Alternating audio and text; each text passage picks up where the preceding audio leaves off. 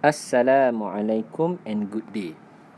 Our discussion today is about Islamic vision on distribution or distribution from Islamic perspective. There are 5 important points to be mentioned here. Number 1, the fact that differences are natural among mankind and these need to be accepted. Because of the differences, we have different ability and different ability would leads to different outcomes. Number 2, we also need to realize that some people are made to be in charge of the others. For example, such as in the case of employer-employee relationship, student-teacher relationship, parent-children relationship, or leader-followers relationship. The evidence from the primary source of knowledge, that is Al-Quran, related to the first and the second vision of distribution as mentioned earlier, can be seen in the 2 following verses of Al-Quran. The first one, the verse that come from surah number 6, ayat 165, and the second one from surah number 43, ayat 32. Now, the third vision on distribution mentions that one receives income based on one works.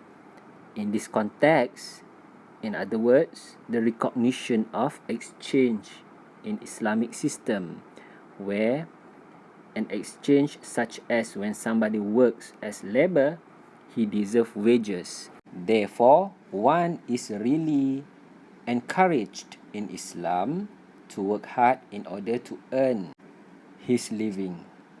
Basically, from point number 1, 2, and 3, there is not much difference between what we have in terms of the way how Islamic system recognizes distribution of wealth to take place.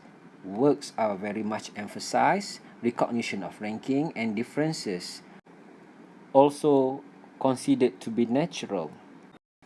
The fourth point here is about the fact that Islam doesn't want wealth and income just to concentrate in the few hands. As mentioned in Al-Quran, surah number 59, verse number 7 here, Allah wants people not to circulate wealth only among the wealthy people, as underlined in the verse here. What this means? Riba, for example, is not allowed in Islam because it just creates a flow of income biased towards favoring the rich.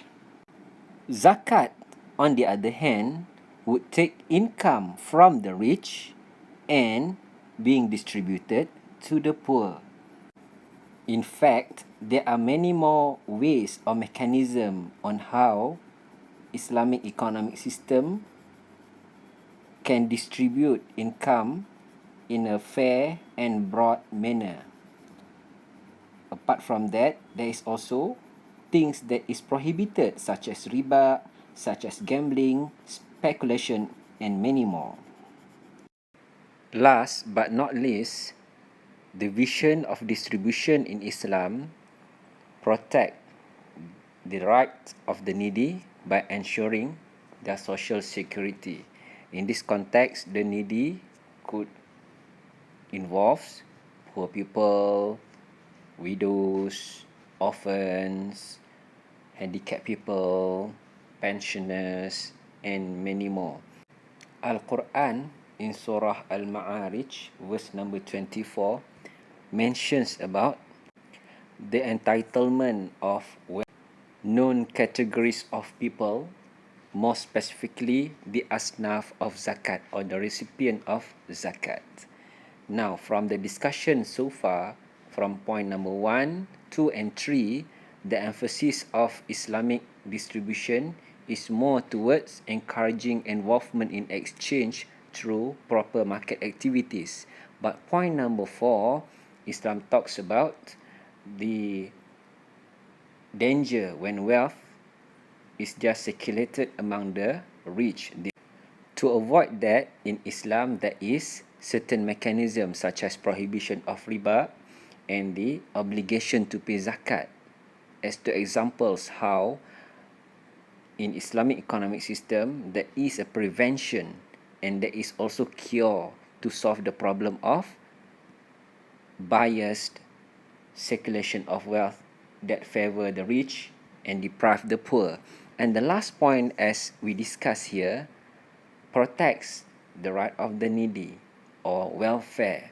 Therefore, there is a balance in terms of the distribution of income and wealth addressed by Islam. In conclusion, when we talk about distribution in Islam, the emphasis is on equitable distribution, not equal distribution. I think that's all for this time. Thank you very much. Wassalam.